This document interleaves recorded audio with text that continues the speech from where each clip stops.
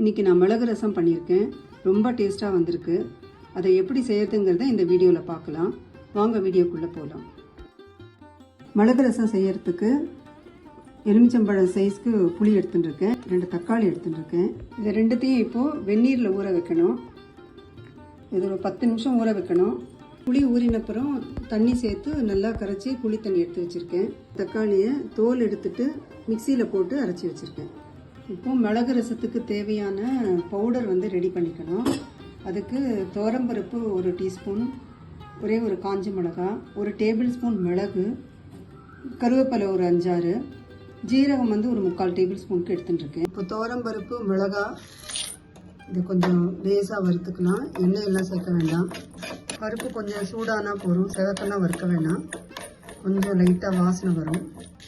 கொஞ்சம் சூடாகிடுத்து. இப்போ இதில் மிளகு சேர்த்துடலாம். அடுப்பு சிம்லேயே வச்சுருக்கேன். ஜஸ்ட் 1 நிமிஷம் வறுத்தா போதும். இது 1 நிமிஷம் ஆகிடுத்து. இப்போ ஜீரகத்தையும் இதோட சேர்த்துடலாம். ஸ்டவ் ஆஃப் பண்ணிட்டேன். இப்போது ஜீரகம் கொஞ்சம் சூடு ஏறினப்புறம் கருவேப்பிலையும் அதில் சேர்த்துடலாம்.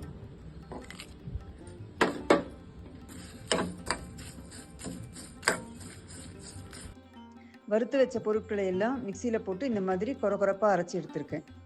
புளித்தண்ணியை முதல்ல கொதிக்க விடணும் ஒரு 5 நிமிஷம். அதில் கட்டி பெருங்காயம் ஒரு சின்ன பீஸ் போடுறேன்.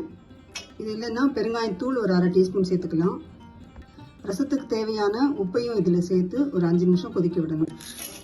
நான் ஒரு 3/4 டீஸ்பூன் எடுத்துட்டுருக்கேன். உங்களுக்கு தேவையான அளவு சேர்த்துக்கலாம். ஸ்டவ்வை மீடியம் ஃப்ளேமில் வச்சு 5 நிமிஷம் கொதிக்க விடணும். இப்போ புளி தண்ணி 5 நிமிஷம் கொதிச்செடுத்து இந்த தக்காளி விழுதையும் இதில் சேர்த்து கொதிக்க விடணும்.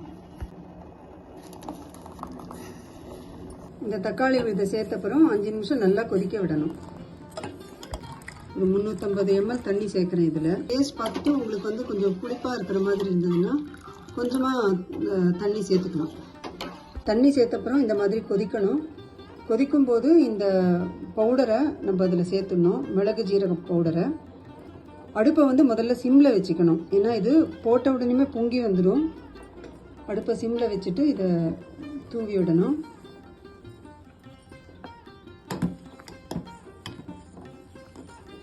பவுடர் போட்ட உடனே ஸ்டவ்வை ஹையில் வைக்கணும். அப்போ இந்த மாதிரி பொங்கி வரும். இப்போ கொத்தமல்லி தழையை தூவிட்டு ஆஃப் பண்ணிடலாம். 1/2 டீஸ்பூன் நெய்யில் 1 டீஸ்பூன் கடுகு, 1/2 டீஸ்பூன் ஜீரகம் தாளித்து ரசத்தில் சேர்த்துருக்கேன். சூப்பரான மிளகு ரசம் ரெடி. இப்போ உங்களுக்கு இந்த வீடியோ பிடிச்சிருந்ததுன்னா லைக் பண்ணுங்கள், எல்லாருக்கும் ஷேர் பண்ணுங்கள், உங்கள் கமெண்ட்ஸ் அனுப்புங்க. சேனலை சப்ஸ்கிரைப் பண்ணாதவங்க சப்ஸ்கிரைப் பண்ணுங்கள். தேங்க்ஸ் ஃபார் வாட்சிங்.